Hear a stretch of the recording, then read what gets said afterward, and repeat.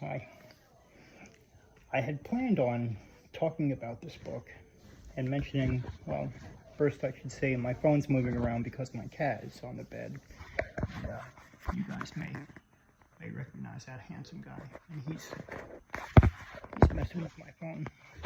But be that as it may, I think what I'll do is I'll read from the book. I want to read the part that I wanted to talk about, well, that I wanted to read anyway, and just see if my YouTube friends can pick out what book that is. You know, a lot of good readers, a lot of good channels on YouTube talk about books, and that's what gave me the idea in the first place to even discuss it. But definitely, let's see if, before you look at the comments, if you can remember reading this book, or if you know what it is from other people talking about it. And I'll start now. Most of the snow had blown or melted from off the plain on which he found himself. Tandem storms were blowing down country from the north, and the thunder thundered away in the distance, and the air was cold and smelled of wet stone.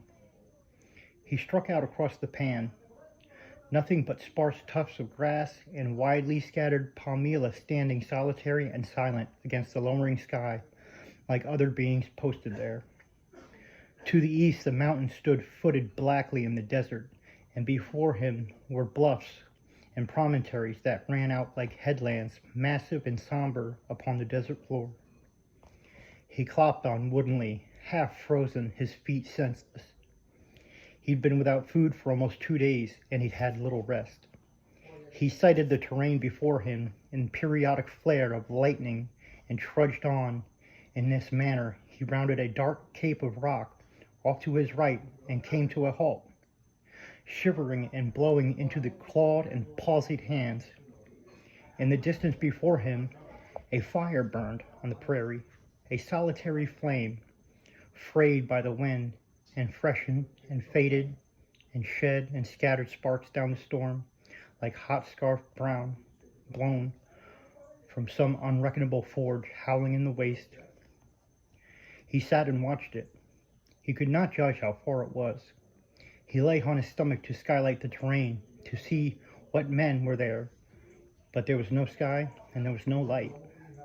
He lay for a long time watching, but saw nothing move. When he went on again, the fire seemed to recede before him. A troop of figures passed before him in a light. Then again, wolves perhaps. He went on. It was a lone tree burning in the desert, a heraldic tree that the passing storm had left afire. A solitary pilgrim, the solitary pilgrim drawn up before it, had traveled far to be here, and he knelt in the hot sand and held his numb hands out while all about in the circle attended companies of lesser auxiliaries routed forth into the inordinate day.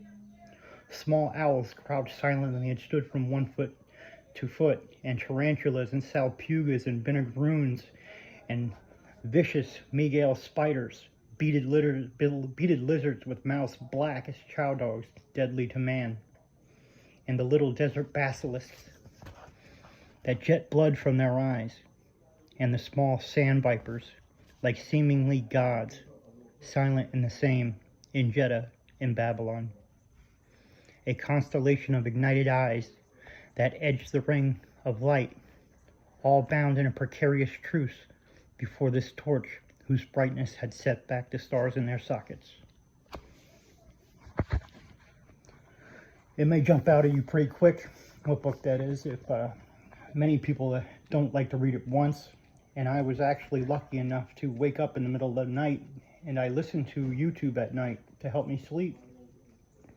And this book had come on, I don't even know how. And I sort of opened my eyes hearing the story, and we can discuss it another time, but the person who narrated this has a beautiful voice, very strong, commanding voice for this particular book. And he told me that story that started pages before that, and it culminated into that scene, and I was there in the desert. And I hadn't slept, I hadn't eaten, I was freezing cold. I do remember being out in the freezing cold a few times in my life, and And wouldn't it have been amazing just to walk up to a fire, to have a fire to walk up to? And you feel yourself there. And I am that type of person. I'm an empath, I guess, what people say. I feel things, so books move me, poetry moves me, movies move me. I cry during sad movies, but hey, I laugh during funny movies too, so all around kind of fellow, I guess. So what book am I reading? Try to figure it out before you look at the comments. Thanks.